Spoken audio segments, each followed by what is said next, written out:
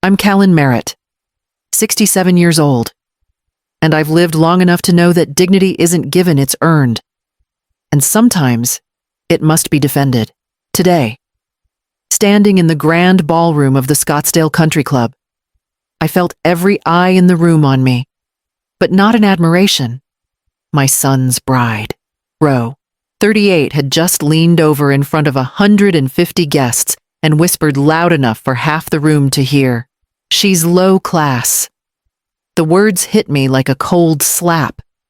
My cheeks burned, but I held my posture, shoulders back, hands folded calmly in front of me.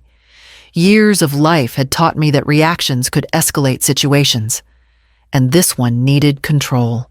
My eyes found Tommy, my son, standing at the altar, his face tight with discomfort, unsure of whether to intervene. He didn't. He simply stood there, silently letting the insult land, letting her words hover over me like a storm cloud.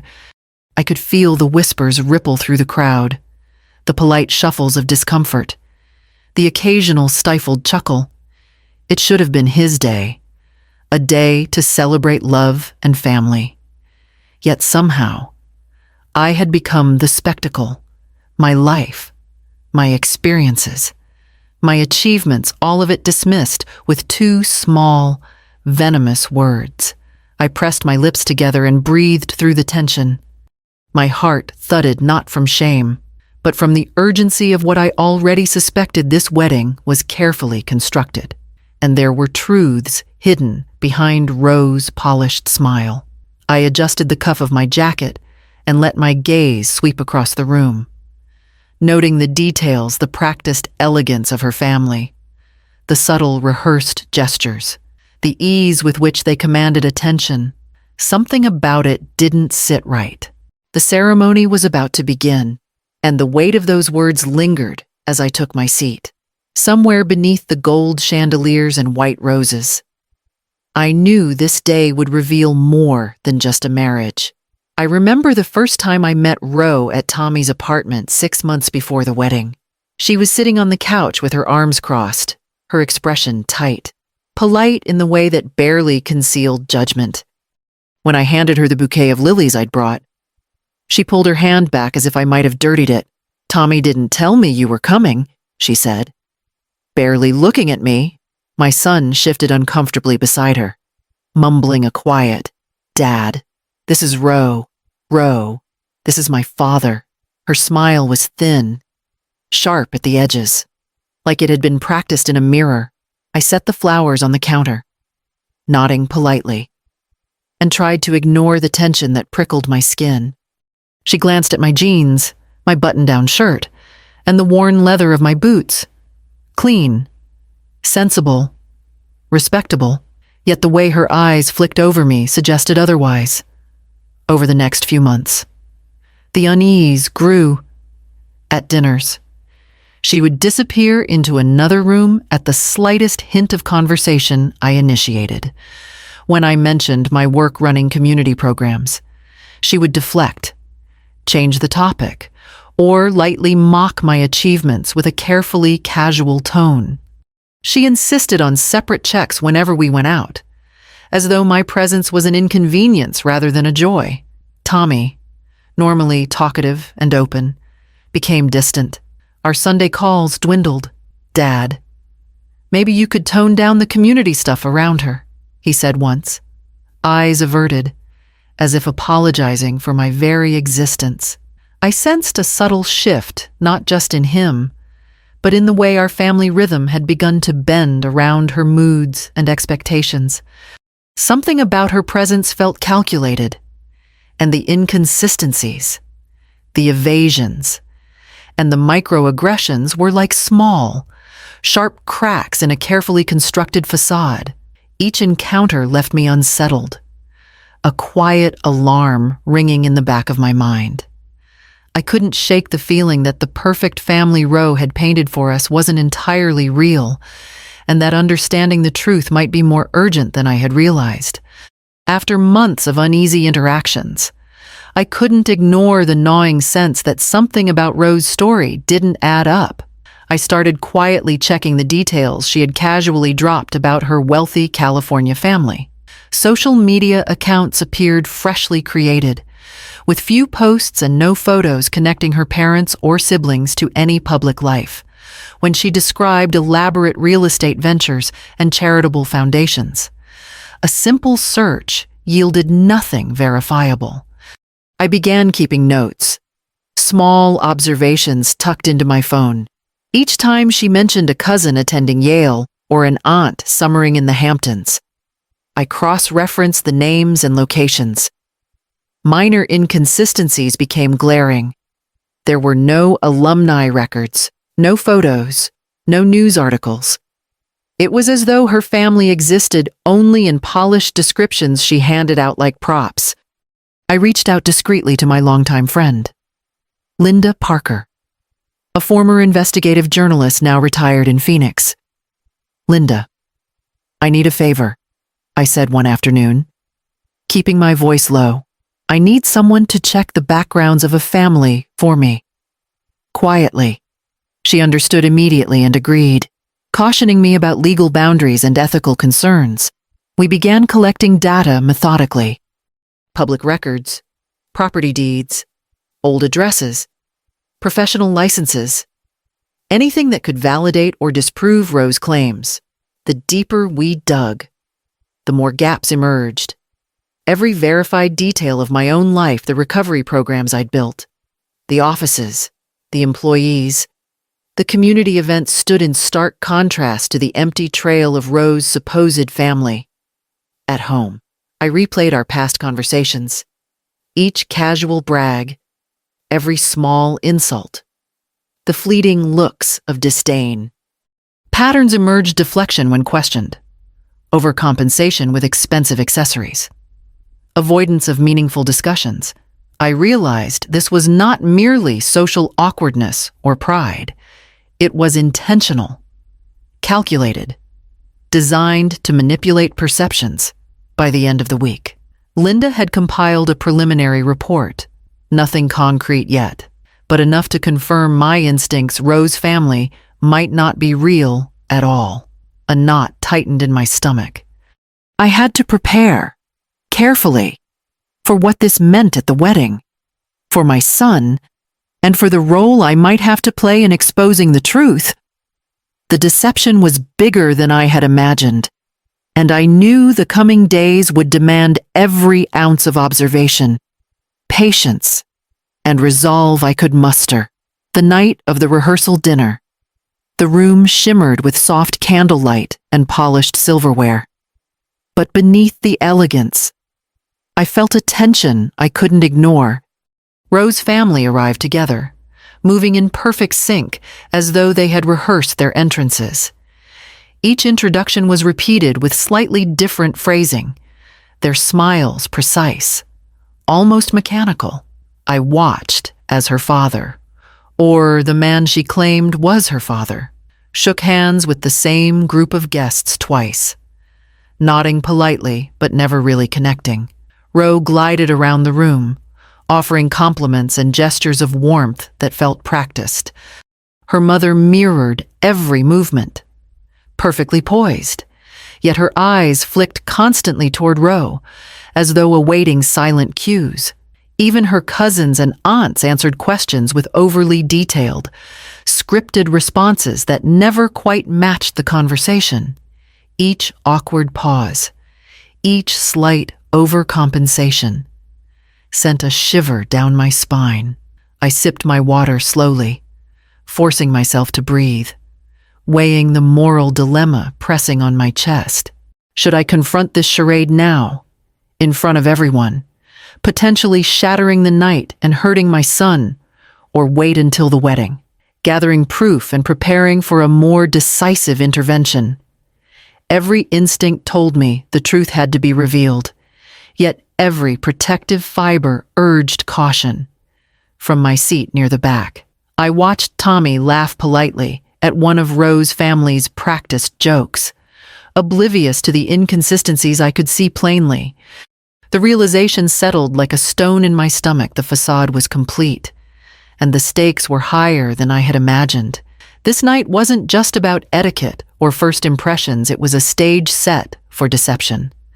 And I had to decide how or when to expose it. The morning after the rehearsal dinner, a package arrived at my door from Linda Parker, my longtime friend and former investigative journalist.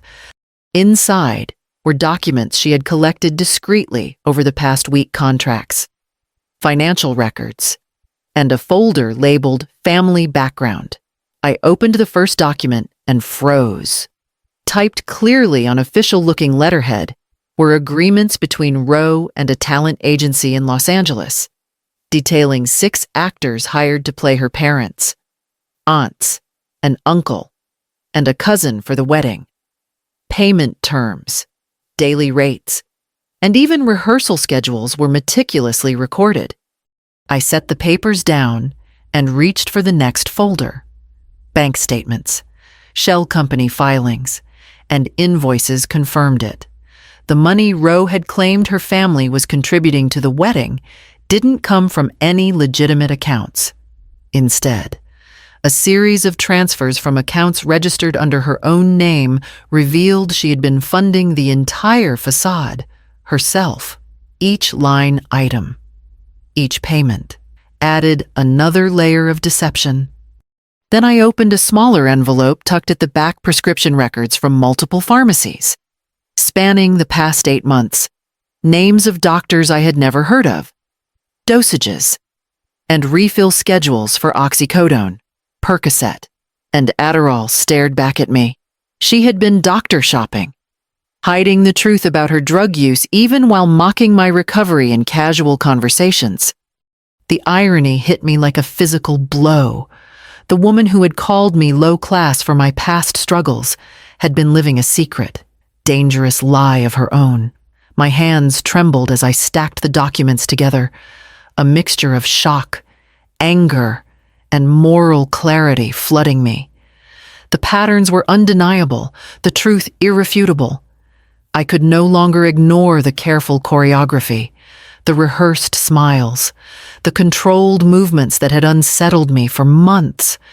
This was no accident, no harmless pretension. Rowe had engineered an elaborate deception, and the consequences for my son's wedding were imminent. I took a deep breath and called Linda. I need everything compiled, no detail too small. I said, tomorrow, I start planning how to handle this, carefully, strategically, and in a way that protects Tommy. For the first time in weeks, my mind focused entirely on the path forward, knowing that exposing the truth was no longer optional, it was necessary. Sunlight poured through the wide windows of my Scottsdale home, spilling across the polished wooden floors. I stood in front of the mirror, adjusting the cuff of my jacket, smoothing the crease of my blouse, and taking deep, steadying breaths. Today was meant to be a celebration, yet beneath the excitement, my chest felt tight with anticipation and unease. Rowe's texts had begun early, each one polite, controlled, betraying nothing of the chaos I suspected lay beneath. I reviewed the documents Linda had compiled once more, memorizing key details: the names of actors, the financial trails, the prescription records. Everything pointed to a carefully constructed deception. My mind raced as I imagined how the day would unfold if I acted too soon or waited too long. When I arrived at the country club, the subtle cues began immediately. Rowe's parents moved with the precision of people following a script, greeting guests repeatedly and maintaining perfect composure. Her mother's jewelry caught the morning light, dazzling and obviously new, yet somehow unfamiliar in style. Rowe floated among them, offering smiles that didn't quite reach her eyes, her gestures slightly exaggerated, rehearsed. Tommy appeared beside me, unaware of the doubts gnawing at my mind.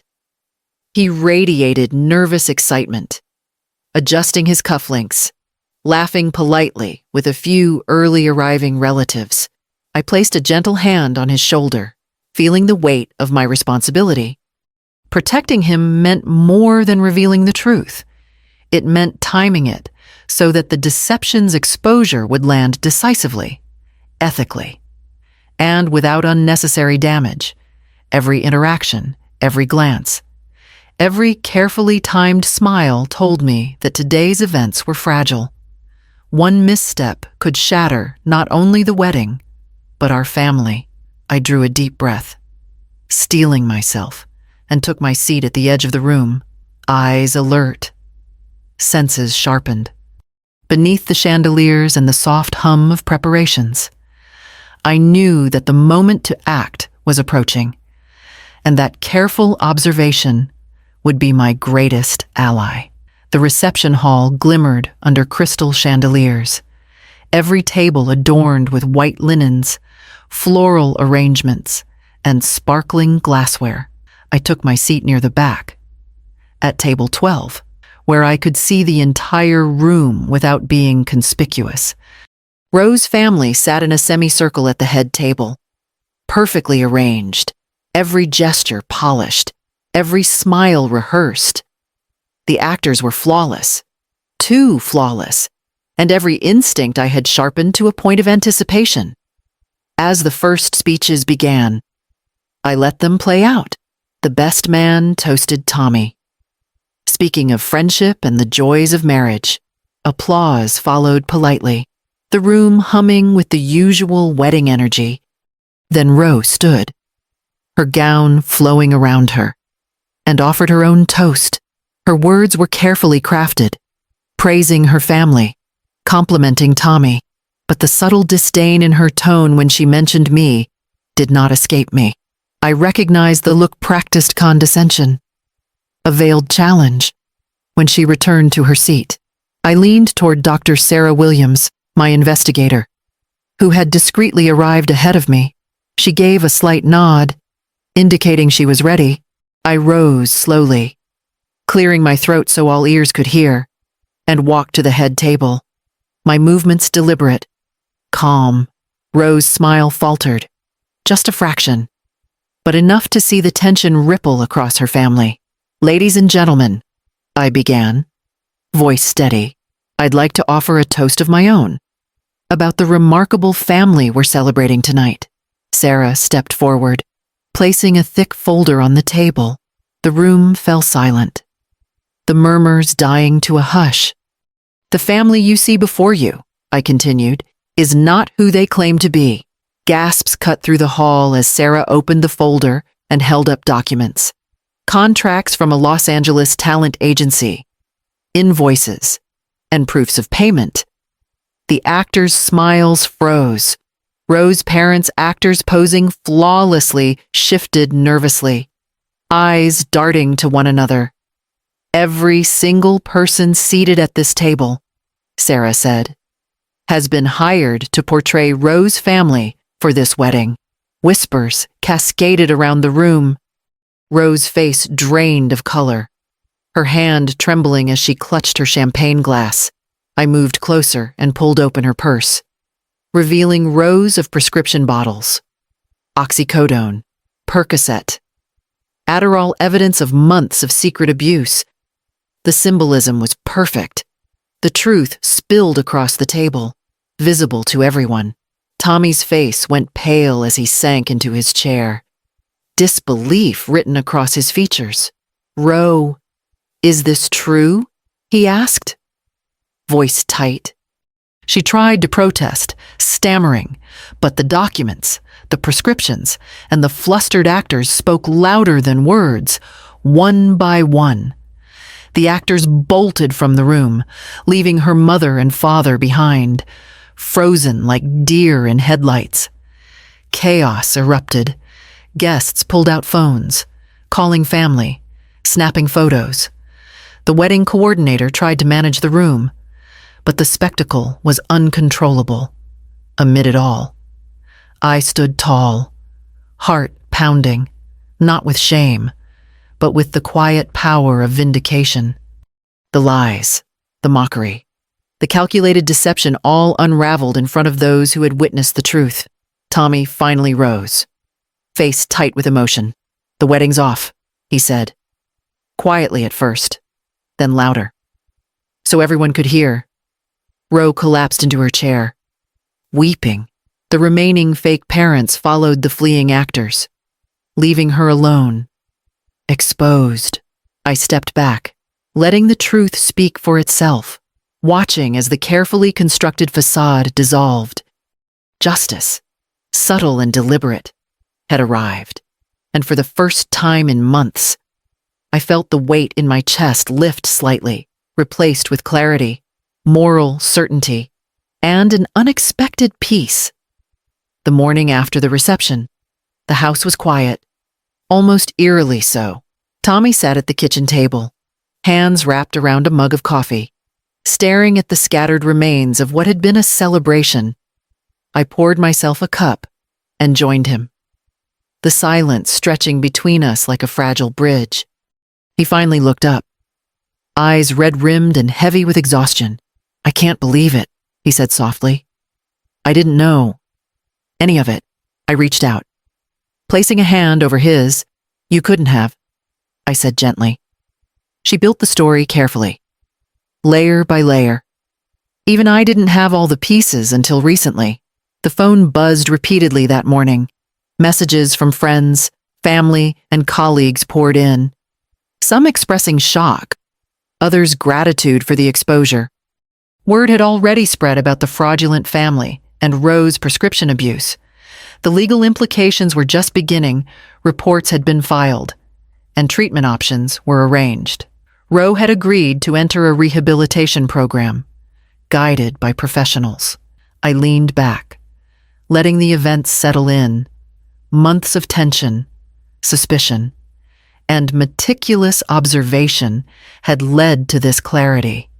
It was a reminder that boundaries were essential, that dignity could not be compromised even when love and loyalty complicated judgment.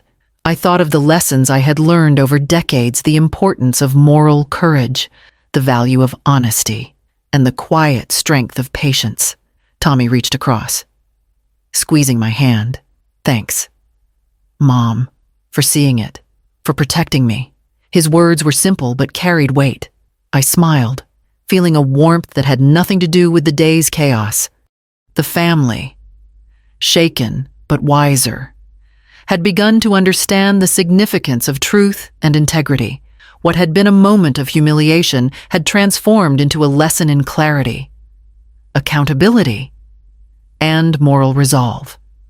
For the first time since the wedding, I felt the tension in my shoulders ease, replaced by a quiet certainty. Some truths, once revealed, had the power not only to expose deception, but also to restore the integrity of those willing to listen. Weeks had passed since the chaos of the wedding, and the house felt lighter, quieter, though not empty. Tommy and I sat on the back patio, the late afternoon sun warming our faces as we sipped iced tea.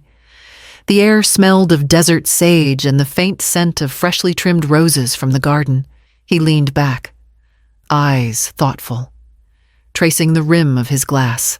"I think I understand now," he said slowly, "about what really matters, about integrity and knowing who you can trust."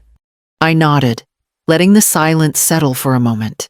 The lessons had been hard, but clear. Ro was now in a structured treatment program, receiving the help she had resisted for so long. The legal matters were moving forward, but I felt a quiet satisfaction knowing that truth had been served without unnecessary cruelty. I reflected on my own journey, not just that day, but a lifetime of learning to stand firm, to protect myself and those I loved, and to demand respect without anger or theatrics. Watching Tommy regain clarity, seeing him absorb the importance of honesty and boundaries, gave me a sense of completion I hadn't expected. The emotional burden of deception and betrayal had been heavy, but in facing it directly, we had preserved dignity and reinforced the value of truth. The community, too, had begun to notice the ripple effect. Friends, family, and even neighbors spoke more openly about accountability, and a subtle respect had emerged for those willing to confront lies with patience and courage. I felt a rare, deep calm and understanding that some victories were not about spectacle or revenge, but about upholding principles that endured beyond any single moment. As the sun dipped below the horizon, Tommy reached over and squeezed my hand. I smiled, warmth spreading through me. The past weeks had been tumultuous. Yes, but they had also been instructive, affirming, and grounding in defending truth and dignity. I had found peace, and for the first time in a long time, I felt fully at home in my own strength.